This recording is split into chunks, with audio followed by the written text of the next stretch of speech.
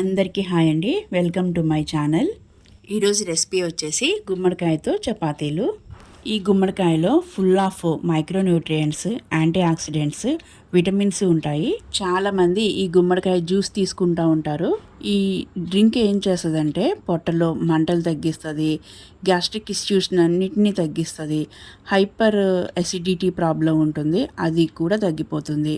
Next sugar లెవెల్స్ని ఎప్పుడు బ్యాలెన్స్డ్గా ఉంచిద్ది. ఇది మంచి డీటాక్స్ డ్రింక్గా కూడా యూజ్ అవుతుంది. సో దీనివల్ల బాడీ మొత్తం రిపేర్ అవుతుంది, క్లీనింగ్ కూడా అయిపోతుంది. ఇన్ని బెనిఫిట్స్ ఉన్న ఈ గుమ్మడికాయతో ఈరోజు సాఫ్ట్గా ఉండే చపాతీలు ఎలా చేయాలో చూసేద్దాం. ఈ చపాతీ ప్రిపరేషన్ మంచి ఇంట్రెస్టింగ్గా ఉంటుందండి. నెక్స్ట్ మీరు దీన్ని చాలా ఎంజాయ్ చేస్తూ తినేస్తారు. నెక్స్ట్ మనం రెసిపీలోకి వెళ్ళిపోదాం. ముందుగా మనం కర్రీ చేసుకుని ఒక గుమ్మడికాయ తీసుకొని మనకు కావలసినంత పీసెస్గా కట్ చేసుకోవాలి. ఈ పీసెస్ అనేది మన ఇష్టం ఉండే ఆప్షను. కొంతమంది బాయిల్ చేసుకుంటారు, కొంతమంది స్టీమ్ పెట్టి ఉడికించుకుంటారు, కొంతమంది అయితే గ్రేటర్తో తురుముకుంటారు. ఫైనల్గా మనకు కావాల్సింది క్రీమీ టెక్స్చర్ ఉన్న ఒక గుజ్జు. నెక్స్ట్ ఈ పీసెస్ అన్నీ ఒక కుక్కర్లో వేసేసి వాటర్ పోయాలి. ఈ వాటరు ఆ పీసెస్కి సగానికి వస్తే సరిపోతాయి. ఎందుకంటే మనం వాటర్ని వేస్ట్ చేయొద్దండి, వాటిలో కూడా న్యూట్రిషన్స్ ఉంటాయి కాబట్టి. ఇప్పుడు ఒక 5 నుంచి 6 విజిల్స్ వస్తే ఈ పీసెస్ బాగా బాయిల్ అవుతాయి. తర్వాత ఈ పీసెస్ అన్నీ స్మూత్గా బాయిల్ అయ్యింది లేనిది ఒకసారి చెక్ చేసుకొని ప్లేట్లోకి ట్రాన్స్ఫర్ చేసుకొని చల్లారి పెట్టుకోవాలి. మిగిలిన వాటర్ని పడేయకుండా చపాతీ పిండిలో కలిపేసుకోవచ్చు. ఈ పీసెస్ అన్నీ కొంచెం గోరువెచ్చగా ఉన్నప్పుడే పీల్ ఆఫ్ చేసేసుకొని మిక్సీ జార్లోకి వేసుకోవాలి. క్రీమీ టెక్స్చర్ వచ్చేలాగా మిక్సీ పట్టేసుకోవాలి. చూసారు కదా, ఇలా ఇంత క్రీమీ టెక్స్చర్ వస్తేనే మనకి చపాతీలు అనేవి సాఫ్ట్గా ఉంటాయి. నెక్స్ట్ ఒక మిక్సింగ్ బౌల్ తీసుకొని ఈ పేస్ట్ని ట్రాన్స్ఫర్ చేసుకోవాలి.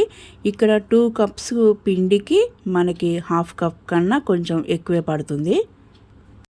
మిగిలిన పేస్ట్ని మనం ఫ్రిడ్జ్లో పెట్టేసుకొని నెక్స్ట్ డే ఏదైనా పులుసు కర్రీ చేసుకున్న సాంబార్లోనైనా కలిపేసుకోవచ్చు, లేదా మన దోశల పిండిలో కలిపేసుకోవచ్చు, లేకపోతే వెజిటబుల్ జ్యూస్ ఏదైనా ఉంటే అందులో కూడా కలిపేసుకోవచ్చు.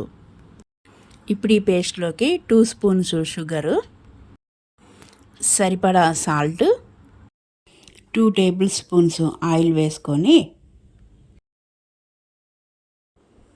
2 కప్స్ గోధుమ పిండి తీసుకోవాలి. ఇక్కడ నేను గోధుమల్ని మర ఆడించాను. మనము మైదా అయినా తీసుకోవచ్చు, లేకపోతే 2 కలిపైనా తీసుకోవచ్చు. ఇంకా మనం మిగిలిన ఈ బాయిల్డ్ వాటర్ కూడా వేసేసి ఒకసారి స్మూత్గా పిండి అంతా కలిపేయాలండి. బాగా కలిపిన తర్వాత అవసరమైతే ఇంకా వాటర్ కలుపుకొని స్మూత్ టెక్స్చర్ వచ్చేలాగా పిండి రెడీ చేసుకొని ఒక క్లాత్ కప్పేసి ఒక 1/2 అవర్ ఉంచాలి.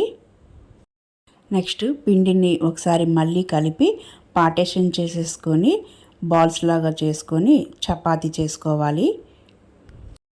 ఇక్కడ మనకి చపాతీ పొరలు పొరలుగా రావాలంటే మాత్రం ఒకసారి చేసుకున్నాక ఫోల్డ్ చేసి మళ్ళీ చేసుకోవాలి. వీటిని మరీ పల్చగా చేసుకోవద్దండి. ఈ చపాతీలు ఇంకా డెలిషియస్గా ఉండాలంటే మాత్రం నెయ్యి రాసుకొని ఫోల్డ్ చేసి చేసుకోవాలి. ఈ విధంగా అన్ని చపాతీలను రెడీగా పెట్టేసుకోవాలి. ఇప్పుడు పాన్ పెట్టుకొని వేడయ్యాక ఈ చపాతీలు కాల్చుకోవాలి. ఇక్కడ ఆప్షన్ మన ఇష్టం అండి, ఆయిల్ వేసైనా చేసుకోవచ్చు, లేకపోయినా సరే సూపర్ సాఫ్ట్గా వచ్చేస్తాయి. ఎందుకంటే మనం ఆల్రెడీ గీ వేసాము, పిండి కలిపేటప్పుడు కూడా ఆయిల్ కలిపాము కాబట్టి. ఈ విధంగా చపాతీలు చాలా సాఫ్ట్గా వస్తాయండి. ఎంత సాఫ్ట్గా వస్తాయంటే మనం మిగిలిన చపాతీలు ఫ్రిడ్జ్లో పెట్టుకున్నా సరే అస్సలు గట్టిపడవు. నెక్స్ట్ పొరలు పొరలుగా పరోటా లాగా కూడా వచ్చేస్తాయి. ఓకే అండి, ఈ చపాతీలని మీకు నచ్చిన కర్రీతో కానీ, చికెన్తో కానీ, ఎగ్ ఫ్రైతో కానీ ఎంజాయ్ చేసేయచ్చు. నెక్స్ట్ నా వీడియో మీకు నచ్చినట్లయితే ప్లీజ్ లైక్ చేయండి, షేర్ చేయండి, సబ్స్క్రైబ్ చేసుకోండి, సపోర్ట్ చేయండి. ఇంకో వీడియోతో మళ్ళీ కలుద్దాం. Thank you.